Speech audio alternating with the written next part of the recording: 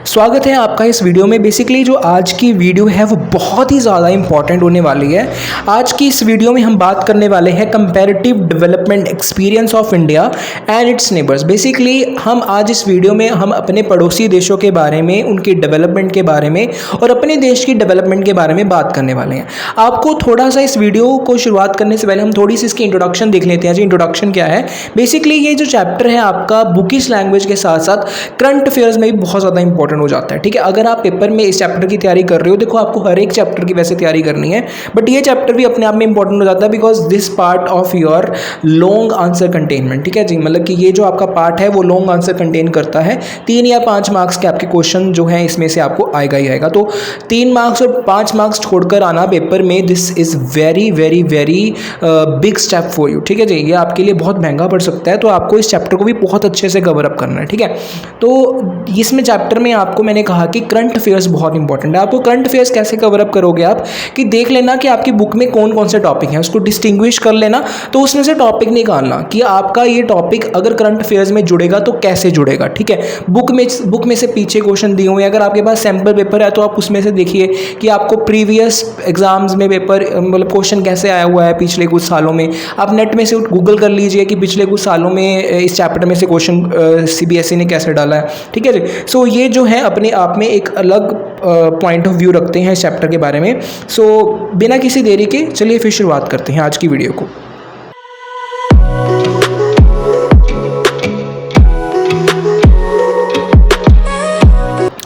सबसे पहले आपको इस चैप्टर में शुरुआत करने से पहले आपको ये देखना होगा कि अपना जो इंडिया, पाकिस्तान और चाइना का जो बॉर्डर एरिया है उसको ध्यान में रखना होगा जब आप इस चैप्टर को करोगे। ठीक है, तो देख लीजिए, आपको स्क्रीन पर दिख रहा होगा कि जो बॉर्डर एरिया है इंडिया कैसे शेयर करता है चाइना और पाकिस्तान के साथ। ये तो हो गया हमारा फर्स्ट कॉन्सेप्ट। सेकंड कॉन्सेप्ट हमारा ये हो गया कि अब जो हमारा कश्मीर है, जो पाकिस्तान ऑक्यूपाई है, वो उसको भी आपको मद्देनजर रखना होगा, उसमें से भी आपको क्वेश्चन आ जाएगा। ठीक है, सो ये भी है, ये इसको जूम करके देख लीजिए ये शेरचंद ग्लेशियर है हमारा। ठीक है जी, जो पाकिस्तान ने ऑक्यूपाई किया हुआ है। ठीक है जी, ये भी अपने आप में एक इंपॉर्टेंट क्वेश्चन बन जाता है। और आगे और बढ़ जाइए, आगे देख लीजिए, आपके पास श्रीनगर है। ठीक है जी, उसके बाद आके आप श्रीनगर के ऊपर ही आपके पास आ जाता है कश्मीर, दैट इज़ कुछ हिस्सा एडमिनिस्ट्रेटिव बाय पाकिस्तान। ठीक है जी, that is some part of Kashmir that is occupied by Pakistan. ठीक है, this is another prospective of this chapter. ठीक है, तो आपको इन चीज़ों को बहुत ही ज़्यादा क्लैरिटी के साथ देखना होगा, इन चीज़ों को बहुत ही ज़्यादा मतलब कि अपने दिमाग में रखना होगा। जब भी हम बात करेंगे इंडिया, पाकिस्तान, चाइना, या आपको पेपर में आता है तो आपको अपने आँखों में थोड़ा बहुत इसको दिखाना होगा। प्रेजेंटेशन भी कर सकते हो, थोड़ा सा इंडिया का मैप बना दिया, मतलब ऊपर वाला जो हिस्सा है कश्मीर वाला वो बना दिया, थोड़ा सा उधर दिखा दिया पाकिस्तान है, इधर दिखा दिया चाइना है। अगर ऑक्यूपाई वाला क्वेश्चन आता है, अगर आपको लगे कि हाँ इसमें ऑक्यूपाई वाली बात हो रही है, तो आप जो ये जो मैप है आपको दिख रहा है मैप, इसके बारे में थोड़ा सा आप देख लीजिए, अपनी आंखों में रख लीजिए ये कैसा है कैसा नहीं है, उसका कौन सा हिस्सा है। ठीक है, वो एरिया कहाँ पे आता है, तो आपको ये भी क्या है इंपॉर्टेंट प्रोस्पेक्टिव है, पॉइंट ऑफ व्यू है एक पेपर के बारे में। ठीक है, तो आप ऐसी प्रेजेंटेशन भी करके आ सकते हो, आपके नंबर नहीं घटेंगे। ठीक है, मैं अक्सर वीडियोज़ में कहता हूँ कि अपना पेपर जितना प्रेजेंटेशन जितना साफ सुथरा रखोगे, टीचर को उतना अट्रैक्टिव लगेगा। नेक्स्ट वी हैव, चलो फिर शुरुआत करते हैं इस वीडियो की। थोड़ा सा चैप्टर पढ़ लेते हैं। क्या है? Comparative development experience of India and it's neighbour. तो हमारे पास फर्स्ट टॉपिक है इंडिया एंड इट्स नेबर्स। ठीक है, इंडिया, भारत और भारत के जो पड़ोसी देश हैं उसके बारे में बात करने वाले हैं। The process of globalisation has made the whole world a global village. ठीक है, जो प्रोसेस था हमारा ग्लोबलाइजेशन, मतलब अपने प्रोडक्ट्स को ग्लोबली फेमस करना है, अपने जो देश है उसको ग्लोबली प्रेजेंट करना है, ये जो प्रोसेस है एक ग्लोबल विलेज बन के आया है। ठीक है, because of this there is an increasing eagerness in various nation to try and understand the development strategy pursued by their neighbouring nations as it helps them to compare their own strength and weakness. देखो, जैसा कि इस statement में बताया, बहुत ही ज़्यादा लंबी statement हो गई। इस स्टेटमेंट में हमको ये बता रहे हैं कि अगर हमारे पड़ोसी देश डेवलप कर रहे हैं तो उसकी डेवलपमेंट को देखते हुए हमें अपने आप को भी तैयार रखना होगा। ठीक है, अगर वो प्रेस किए हुए कपड़े डाल रहे हैं, हमको भी क्या है प्रेस किए हुए कपड़े डालने हैं। ये मतलब मैं एक एग्जांपल दे रहा हूँ आपको। ठीक है जी, मतलब कि अपने आप को भी आपने प्रॉपरली क्या है एंड मेंटेन, मतलब पूरा करंट अफेयर के साथ भरा हुआ, मतलब कि पूरा डेवलप्ड रखना है आपको अपने आप में। ठीक है जी, तो यही बात यहाँ पे बताई गई है कि आज जो हम ग्लोबलाइजेशन का जो ये मुद्दा उठा रहे हैं कि ग्लोबलाइजेशन फेमस करनी, तो ये एक हर एक देश की, हर एक नेशन का ये क्या बन जाता है, अंडरस्टैंडिंग पॉइंट ऑफ व्यू बन जाता है, हर एक स्ट्रैटेजी बन जाती है कि वो अपने देश को दूसरे देश से आगे कैसे दिखाए, अपने देश की खासियत कैसे दूसरे देश के मुकाबले दिखाए, ठीक है जी। और अगर बात आए इंडिया की चाइना और पाकिस्तान के आगे निकलने की, तो आई थिंक इंडिया किसी से कम नहीं है मेरे अकॉर्डिंग, ठीक है जी। सो ये तो हो गया मेरा पॉइंट ऑफ व्यू। अब बुक का पॉइंट ऑफ व्यू समझ लेते हैं। Therefore it is necessary for India to understand the development strategies, ठीक है। हमको इस चीज़ के बारे में समझने के लिए हमको इंडिया की स्ट्रैटेजीज को फॉलो कर देखना होगा, ठीक है। मतलब आपको क्वेश्चन आ सकता है, what are the strategies of India to develop their nation in favour of their China and Pakistan, ठीक है। ये भी एक क्वेश्चन बन सकता है कि इंडिया की क्या स्ट्रैटेजीज हैं पाकिस्तान और चाइना, इसको आप गूगल कर लेना। देखो इंपॉर्टेंट क्वेश्चन बन रहा है हमारा एक, ठीक है।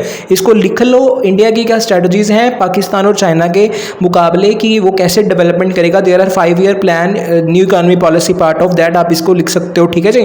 तो मेरी इसके ऊपर भी एक वीडियो बन चुकी है new economy policy 5 year plan के ऊपर, इसका लिंक मैंने डिस्क्रिप्शन में डाल दिया है, तो आप इसको भी जाकर देख सकते हो, ठीक है। इंडिया ने क्या स्ट्रैटेजीज ली हैं, अगर आपको क्वेश्चन आता है तो आप इसमें न्यू इकोनॉमी पॉलिसी 1991 और 5 ईयर प्लान के बारे में लिख सकते हो, ठीक है। सो आगे हमारे पास बन जाता है कि सेकेंड जो कंसेप्ट है हमारे पास, सेकेंड जो टॉपिक है हमारे पास, development strategies of India. What are the development strategies of India, ठीक है जी। Some of the prominent strategies of India are, कुछ स्ट्रेटजीज ऐसी हैं। नंबर 1 साउंड ट्रेड सिस्टम, ठीक है, अच्छा ट्रेड वेब सिस्टम करना। जैसे कि अभी अभी बात कर लेते हैं, करंट अफेयर आ गया देखो इसमें, अभी अभी क्या है, क्वाड समिट हुआ था USA, ऑस्ट्रेलिया, जापान और इंडिया के बीच में। उसमें क्या रखा है इंडिया ने अपना पॉइंट ऑफ व्यू कि हमको एक अच्छा इंडो पैसिफिक, मतलब कि अच्छा साफ सुथरा और वर्ल्ड के लिए, सभी के लिए, अपने देश के लिए नहीं, सभी के लिए एक फ्री ट्रेड सिस्टम रखना है। मतलब without any control of any one of country, हमको क्या है, इंडो पैसिफिक जो हमारा फ्रेमवर्क है, इकोनॉमिक फ्रेमवर्क है, उसको फ्रीली रखना है, ठीक है। ये भी अपने आप में एक इंपॉर्टेंट करंट अफेयर बन गया। अब इसको भी बढ़ के जाना है, इंडो पैसिफिक इकोनॉमिक रीजन क्या है, इंडो पैसिफिक इकोनॉमिक फॉर्म क्या है, फ्रेमवर्क क्या है, ठीक है। रिडक्शन इन पॉवर्टी, ठीक है, पॉवर्टी को कम करना है अपने देश में। रूरल डेवलपमेंट, जो विलेज की जो डेवलपमेंट है, ठीक है जी, मतलब कि विलेज में कैसे तरक्की डाली जाए। बिकॉज हमारे जो इंडिया की बात कर लें, अगर हम रूरल डेवलपमेंट चैप्टर करते हैं, उसमें अगर हम पढ़ें कि हमारे इंडिया में जो लेबर फोर्स है वो मोस्टली विलेजेस में ही होती है, ठीक है, whether it is for women, whether it is for man, ठीक है। अगला है एम्प्लॉयमेंट जनरेशन। एम्प्लॉयमेंट जनरेशन, हमारे देश में कितने बंदे हैं जो जॉब चाहते हैं, किस तरह की जॉब चाहते हैं, ये किसका पार्ट हो गया हमारे पास, ये एम्प्लॉयमेंट चैप्टर का पार्ट हो गया, ठीक है जी। डाटा, इसकी बात, डाटा में आ गई बात, ये भी अपने आप में करंट अफेयर बन जाता है। मतलब इस चैप्टर में आपको करंट अफेयर बहुत ज़्यादा इंपॉर्टेंट हो जाते हैं। और आपका जो अगर एग्जाम आना है CBSE में, तो CBSE कुछ भी कर सकती है, ठीक है। Next we have the third topic is development strategies of China. अब चाइना की क्या डेवलपमेंट, ये अपने आप में थोड़ा सा कुछ कम हो जाता है, ठीक है। अगर आपको क्वेश्चन आएगा तो आपको डिस्टिंग्विश आ जाएगा कि इंडिया, चाइना और पाकिस्तान की क्या स्ट्रेटजीज रही हैं अपनी डेवलपमेंट के लिए, ठीक है। तो चाइना की पढ़ लेते हैं जी। ग्रेट लीप फॉरवर्ड कैंपेन, इन्होंने कैंपेन चलाया था कोई। Great petroleum proletarian cultural revolution 1978 reforms, इनके कुछ रिफॉर्म्स होंगे, जैसे न्यू इकोनॉमी पॉलिसी 1991 हमारे देश का रिफॉर्म रहा है, तो आप इसके बारे में भी थोड़ा सा पढ़ के जाना 1978 रिफॉर्म्स क्या हैं, ठीक है। अगर आपको कुछ डिस्टिंग्विश आ जाता है इसमें तो आप थोड़ा सा लिख सकते हो, ठीक है। Next we have development strategies of Pakistan. अब पाकिस्तान की स्ट्रेटजीज पढ़ लेते हैं। अडैप्शन ऑफ मिक्स्ड इकोनॉमी, इन्होंने मिक्स्ड इकोनॉमी को अपनाया है। इम्पोर्ट सब्स्टिट्यूशन इन्होंने किया है। ग्रीन रेवोल्यूशन इन्होंने अपनाया है। Nationalisation of capital goods industries इन्होंने ये किया है, ठीक है। अब पाकिस्तान में ग्रीन रेवोल्यूशन की बात हुई है, अब आपको क्वेश्चन आ जाएगा कि इंडिया में ग्रीन रेवोल्यूशन की बात कब हुई थी, ठीक है। ये भी अपने आप में एक क्वेश्चन बन गया। तो इसमें से आपको पॉइंट में से पॉइंट निकल रहा है, ठीक है। तो आपको ये सारी चीज़ें क्लियर रख के जानी है। जो मैं बोल रहा हूँ कॉपी पेन रख लीजिए साथ में, इसको लिख लीजिए कि हाँ इसमें हमको कौन कौन से इंपॉर्टेंट टॉपिक बन जाते हैं। पेपर में आए चाहे ना आए वो अलग बात है। अब बात में मेरे को कहने मत लग जाना कि हाँ सर आपने कहा था वो आया तो है नहीं, ठीक है जी। बट क्या है कि आपको आपकी निजी लाइफ में भी ये चीज़ें काम आएंगी, ठीक है। ज़रूरी नहीं है कि आपको सिर्फ +2 ही करनी है, आपको बहुत सारा आगे अपना ज़माना देखना है। तो उस ज़माने के लिए आपको क्या करना होगा कि आपको अपने करंट अफेयर्स को डेवलप करना होगा, अपने आप को डेवलप करना होगा। आप डेवलप कैसे होगे, अगर आप प्रॉपरली पूरी बुकिश लैंग्वेज की बजाय, मतलब जो आपका एनवायरनमेंट है आले दुआला है, मतलब कि उसको अगर आप पूरे अच्छे से कवर अप करोगे, ठीक है। नेक्स्ट टॉपिक है हमारे पास selected demographic indicators 2017 and 18। The following trade given the selected demographic indicators of India China Pakistan. देखो ये जो आपको इन्होंने डाटा गिवन दिया हुआ है ये आप थोड़ा थोड़ा याद करके जाना, ठीक है जी। मतलब कितना डाटा है राउंड ऑफ याद करके जाना। अब ऐसा नहीं है कि हाथ पर लिख जाना, ठीक है, लेग पे लिख जाना, नहीं जी, चीटिंग नहीं करनी है आपको। क्या है मतलब बोर्ड में से आपको बर्खास्त कर दिया जाएगा, ऐसे काम नहीं करने हैं। जितना याद होता है आपको उतना याद करके जाना है, ठीक है। तो ये डाटा भी आप देख लेना थोड़ा सा, मतलब ज़्यादा नहीं जाना है, थोड़ा थोड़ा डाटा देख लेना है आपको, ठीक है। सेम एज आगे है 6 टॉपिक है हमारा sectoral share of employment and GDP in 2018 and 19, ठीक है। ये मतलब हर एक देश अपने GDP का कितना हिस्सा किस किस सेक्टर में कंट्रीब्यूट करता है, तो आपको ये भी थोड़ा थोड़ा देख कर जाना है, ज़्यादा नहीं देख कर जाना, ठीक है। Same some selected indicators of human development. अब अपना देश जो है मतलब हर एक देश जो है वो किस सेक्टर में कितना कंट्रीब्यूट करता है, ये भी अपने आप में एक इंपॉर्टेंट पॉइंट ऑफ व्यू, एक इंपॉर्टेंट प्रोस्पेक्टिव बन जाता है, ठीक है। मतलब जहाँ पर आपको कंपैरिजन की बात आएगी ऐसा कोई क्वेश्चन आ सकता है आपको, चाहे वो केस स्टडी आए चाहे वो एक अपने आप में एक नॉर्मल क्वेश्चन आए, ठीक है। Next we have the important questions under this chapter comparative development experience of India and its neighbor। अभी हमने क्या किया, इंट्रोडक्शन की, अब हम करने वाले हैं क्वेश्चन करने वाले हैं इस चैप्टर में से। सो फर्स्ट क्वेश्चन जो हमारा बन जाता है, what was the common in development strategy of India China Pakistan during 1950 and 1990। देखो आप इसका स्क्रीनशॉट ले लीजिए क्योंकि हम हर एक क्वेश्चन के साथ साथ आंसर भी करने वाले हैं, ठीक है। So what was the common in development strategy of India Pakistan and China, इसका आंसर है 5 ईयर प्लान इकोनॉमिक प्लानिंग, ठीक है जी। मतलब कि वो कौन कौन सी कॉमन स्ट्रैटेजी हैं जो इंडिया पाकिस्तान और चाइना ने एक साथ की थी, ठीक है। What was the common strategies that development strategy of these countries, what was the common development strategies of these countries. So question answer है इसका 5 ईयर प्लान इकोनॉमिक प्लानिंग। मतलब कि जो 5 ईयर प्लान है इकोनॉमिक प्लानिंग है वो तीनों देशों ने की थी, मतलब these are the common development strategy, ठीक है, of these countries. Next question हमारा बन जाता है name 2 indicators of human development. 2 indicators बताने हैं ह्यूमन डेवलपमेंट के, human development index and life expectancy at birth, ठीक है। मतलब कि क्या है ह्यूमन डेवलपमेंट का, इनका जो इंडिकेटर है वो क्या है, ह्यूमन डेवलपमेंट इंडेक्स देखना है और लाइफ एक्सपेक्टेंसी एट डेथ, मतलब कि बंदे जो हैं कितने, या बर्थ रेशो क्या है, या बंदे एक जीवन में अपना कितने ज़्यादा देर तक जीते हैं, ठीक है, एक देश में। Next we have mention any 1 development strategy of India. एक डेवलपमेंट स्ट्रेटजी आप बताइए आप जो इंडिया की है। देखो इसमें आपको न्यू इकोनॉमिक पॉलिसी 1991 के बारे में लिखा हुआ आपको फुल बड़ा फुल मिल जाएंगे, ठीक है। न्यू इकोनॉमी पॉलिसी 1991 की वीडियो देख कर जाना, मैंने लिंक डिस्क्रिप्शन में डाला हुआ है, वो अच्छे से देख के जाना, इसमें आ जाएगा आपको न्यू इकोनॉमी पॉलिसी 1991। जिनको न्यू इकोनॉमी पॉलिसी 1991 ओके लगती है वो 5 ईयर प्लान वाली वीडियो देख जाना, ठीक है जी। मतलब आपको ये दोनों वीडियो क्या है देख कर जानी है, ये अपने आप में एक इंपॉर्टेंट क्वेश्चन बन जाता है। Next we have when was the great petroleum culture revolution introduce in China. कब ग्रेट जो पेट्रोलियम रिवोल्यूशन है कब आया था, मैंने कहा था ना अभी मैंने आपको बताया था कि इनके जो मतलब इनकी जो इनैगोरेशन है, वो इनैगोरेशन डेट है वो वेरी इंपॉर्टेंट है। The great petroleum culture revolution was introduce in 1966 to 1967, ठीक है। चाइना ने अपना जो रिवोल्यूशन है वो कब किया था, 1966 और 1967। लिख लीजिए, साथ के साथ लिखते रहिए, क्या कर रहे हो बेटा आप, साथ के साथ लिखते रहो, ठीक है। Next we have which program was introduce in China to control the growth of population. China ने कब प्रोग्राम इंट्रोड्यूस किया था to control the growth of population, ठीक है जी। तो चाइना ने शुरुआत की थी इसको, 1 child norm was introduce in China to control the growth of population. उसका नाम क्या था, 1 चाइल्ड नॉर्म। इसका सन भी कर जाना, आपकी बुक में अगर गिवन होगा इसका सन, तो सन मीन्स कि कब ये इनैगोरेट हुआ, इसकी ईयर लिख के जाना, सन इज इक्वल टू ईयर, ठीक है, ईयर लिख के जाना। 1 child norm was introduce in China to control the growth of population, ठीक है जी। मतलब कि 1 चाइल्ड नॉर्म जो है इंट्रोड्यूस किया गया था चाइना में, किसको कंट्रोल करने के लिए, उनकी पॉपुलेशन की ग्रोथ को कंट्रोल करने के लिए। Next we have the 6th question, why did India Pakistan introduce reforms. India Pakistan क्यों इंट्रोड्यूस करता है reforms. India and Pakistan introduce economic reforms under the pressure of the world bank and IMF। अब मेरे को आप बताओगे फुल फॉर्म IMF की क्या है, IMF की फुल फॉर्म कमेंट बॉक्स में आपने जरूर बताना है IMF की फुल फॉर्म, ठीक है। आप देख लेते हो वीडियो, कमेंट बॉक्स में बताते नहीं हो कि इसका जो फुल फॉर्म है क्या होगा, तो आपको बताना है IMF का जो है फुल फॉर्म क्या है। India and Pakistan introduce economic reform under the pressure of world bank and IMF। India और पाकिस्तान ने किसके प्रेशर के द्वारा इकोनॉमिक रिफॉर्म रखे थे?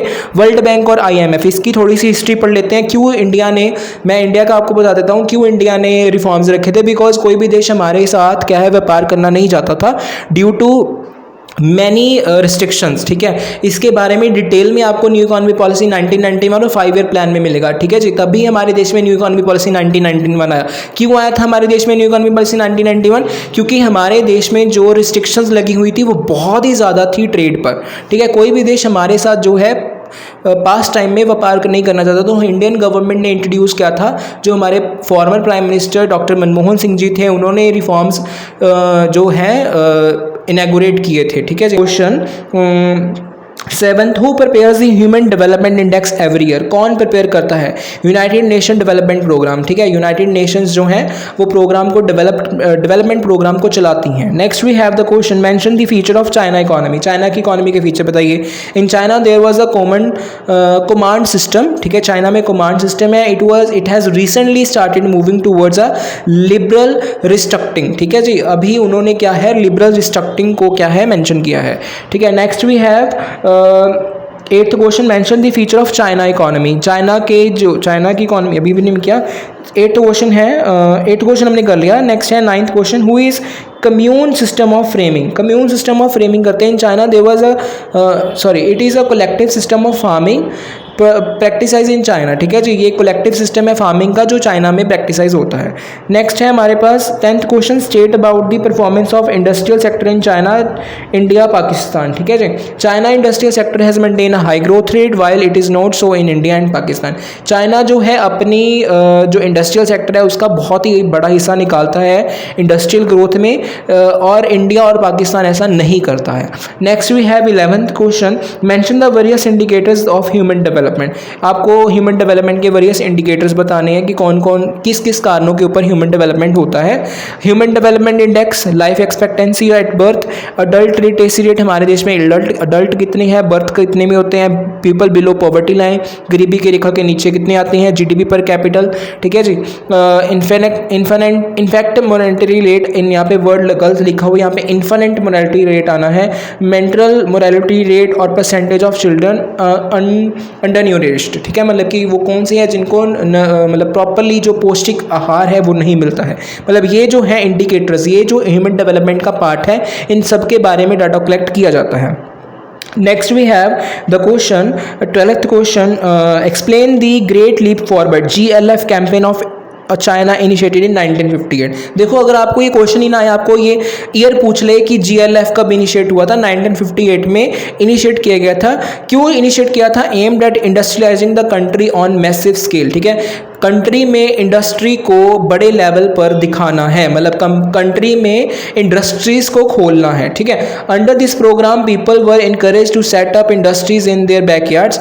पीपल क्या है अपने जो बैकयार्ड्स हैं, घर के बैकयार्ड्स हैं, उनमें इंडस्ट्री, छोटी सी इंडस्ट्री खोलेंगे। बेसिकली अगर हम चाइना की बात करें, यहाँ पर आत्मनिर्भर चाइना की बात हो रही है as point of view India's local language, ठीक है। अगर आप अभी इंडिया में रहते हो तो इंडिया के पॉइंट ऑफ व्यू से समझो चाइना की इस GLF के बारे में, तो क्या है आत्मनिर्भर चाइना की बात कर रहा है उस टाइम पे, ठीक है। China the system of collective farming known as commune system was implemented, ठीक है। तो ये जो सिस्टम था अपने बैकयार्ड में बिजनेस खोलना है, ये क्या है, कम्यून सिस्टम वाज इम्प्लीमेंटेड हुआ था वहाँ पर, ठीक है।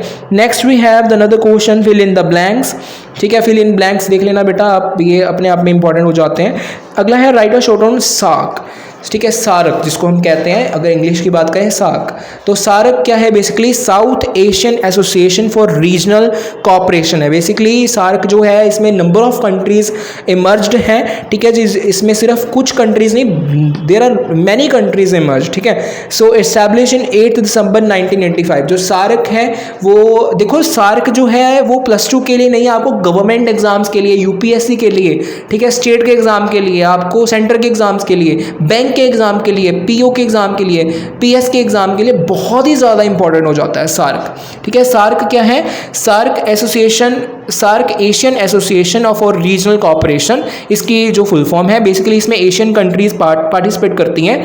ये इस्टेब्लिश हुआ था 8 दिसंबर 1985, 8 दिसंबर 1985 में इसको इनैगोरेट किया था, इस्टेब्लिश किया गया था to encourage the cooperation among members country in the field of agriculture, health, population control, anti tourism measures, rural development, science and technology and narcotics control. ठीक है जी, बेसिकली जो सार्क है वो स्टैब्लिश किया गया था एजुकेशन के मामले में, हेल्थ के मामले में, कंट्रीज़ की कॉपरेशन में, ठीक है, आतंकवाद को रोकने के लिए, रूरल डेवलपमेंट के लिए, साइंस के लिए, टेक्नोलॉजी के लिए। ठीक है, बेसिकली जो इन कंट्रीज़ के जो पार्टिसिपेट करते हैं वो कौन है? Afghanistan, Bangladesh, Bhutan, India, Maldives, Nepal, Sri Lanka and Pakistan. Basically मैंने कहा था कि एक दो कंट्रीज नहीं है, there are massive of countries here. ठीक है, next we have, it was formed on the proposal of Zia ur Rahman, the then president of Bangladesh, its headquarter in Kathmandu. ठीक है जी, बेसिकली मेरे को बताना काठमांडू जो है किसकी जो कैपिटल है, किस देश की कैपिटल है काठमांडू।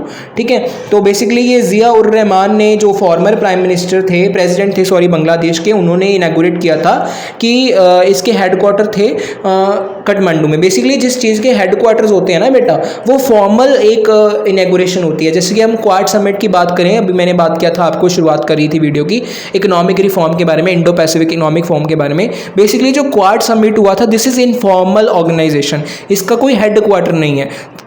किसी भी ऑर्गेनाइजेशन जो वर्ल्ड लेवल को दर्शाता है, अगर उसका कोई हेडक्वार्टर है तो वो एक इनफॉर्मल ऑर्गेनाइजेशन में आता है। ठीक है जी, इसको आप ध्यान रखना। हेडक्वार्टर का क्या मतलब है कि वो एक फॉर्मल ऑर्गेनाइजेशन है, जिसका हेडक्वार्टर नहीं है वो क्या है, एक इनफॉर्मल क्या है, मतलब कि एक ऑर्गेनाइजेशन है, मतलब कि देशों का समर्थन आता है तो वो चलती है चीज़, वो ऑर्गेनाइजेशन चलती है। ठीक है, मतलब कोई गवर्नमेंट नहीं उसको सपोर्ट करता, लोग खुद सपोर्ट करते हैं। जैसे कि एनजीओज हो गए, ठीक है, लोगों की भलाई के लिए बनाए जाते हैं। कुछ ऐसे ही समिट्स होते हैं, जैसे कि क्वाड है, वो लोगों की भलाई के लिए बनाया गया है। ठीक है, next we have briefly explain any 3 similar development strategy of India and Pakistan. ठीक है, ये क्वेश्चन जो है वेरी वेरी वेरी इंपॉर्टेंट हो जाता है for your exam point of view and for your current affairs point of view and for your government exam point of view.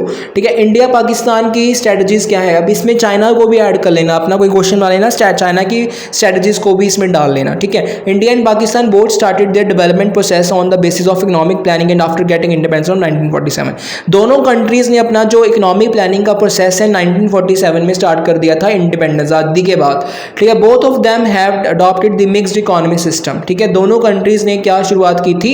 Mixed economic system की शुरुआत की थी, इन्वॉल्विंग द को existence of both the public and private sector. Mixed economy का मतलब क्या है कि पब्लिक और प्राइवेट सेक्टर दोनों इकोनॉमी में पार्टिसिपेट करेंगे। Both the countries relied more on public sector, दोनों कंट्रीज क्या है, पब्लिक सेक्टर के ऊपर ज़्यादा अपना रिलाई करती थी, initiating for the process of growth and development. ठीक है, ग्रोथ और डेवलपमेंट को अपनाने के लिए दोनों कंट्रीज क्या है, पब्लिक सेक्टर के ऊपर ज़्यादा निर्भर करती थी।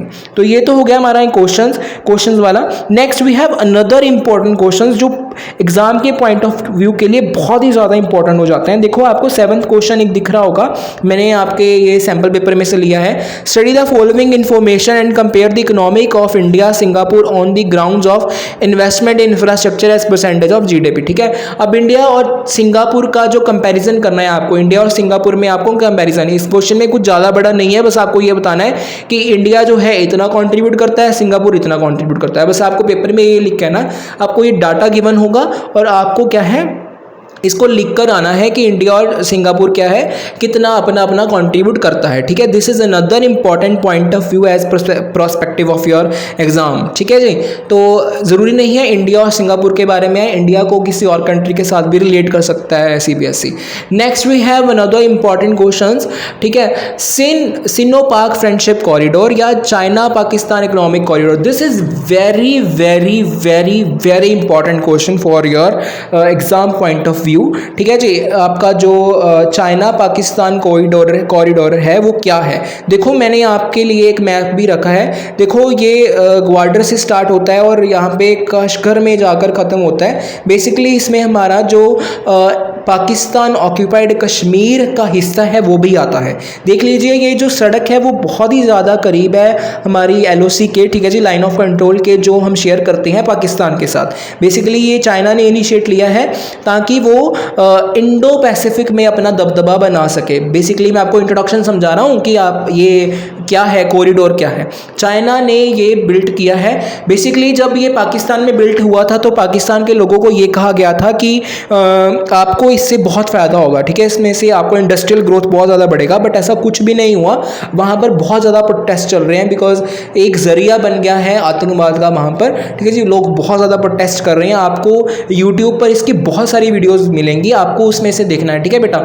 मैं ये नहीं कहूँगा कि आप मेरी ही इस चैनल पर स्टिक रहें, ठीक है। आपको ज्ञान जहाँ से भी मिले आप लीजिए, बिकॉज ज्ञान ही बहुत कुछ है आपके लिए, ठीक है। मेरे पास टाइम लिमिटेड है, ठीक है जी। मैं जो वीडियोस डालता हूँ they are properly 4+1 to MCOM, ठीक है। बट आपको करंट अफेयर्स की जो जिन्होंने इनिशिएट लिया है यूट्यूब पर उनको देखना है, ठीक है। अगर मैं करंट अफेयर्स के बारे में आपको बताने लग जाऊंगा तो आई थिंक मेरे इस वीडियो के 2-3 घंटे चाहिए मेरे को, ठीक है।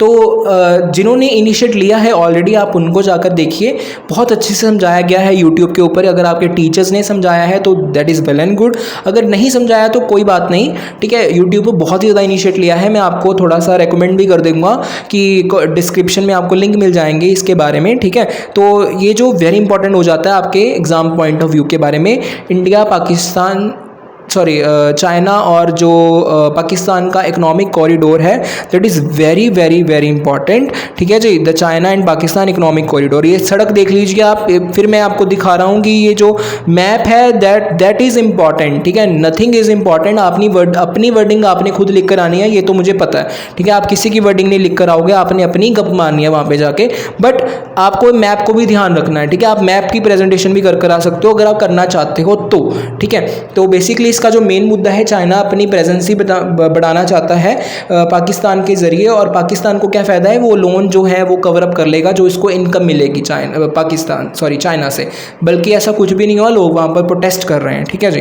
तो ये तो हो गया हमारा ये वाला topic. Next we have the questions. आपको देखो केस स्टडी आई गई है जिसमें आपको पूछा गया है India, China and Pakistan have many similarity in their development strategies, elaborate any 3 strategies, ठीक है। स्ट्रेटजीज क्या है, this is very important. Mention the area where Pakistan have perform better than India, ठीक है। पाकिस्तान का वो एरिया बताइए जब जो पाकिस्तान जो है इंडिया से बेटर परफॉर्म कर सकता है, ठीक है। ये भी आपको केस स्टडी है। डिस्टिंग्विश बिटवीन इन्फ्लेशन, ये तो चलो अलग क्वेश्चन हो गया।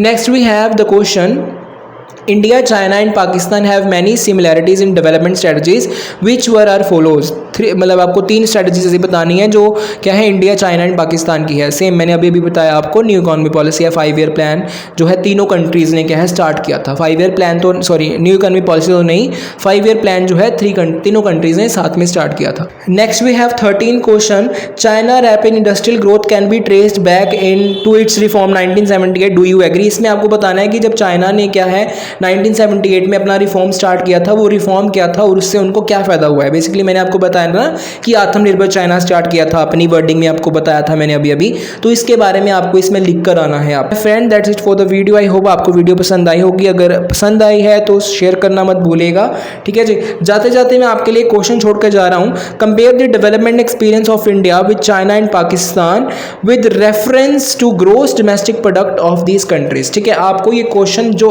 अपने एग्जाम के लिए है बहुत ही ज़्यादा इंपॉर्टेंट हो जाता है।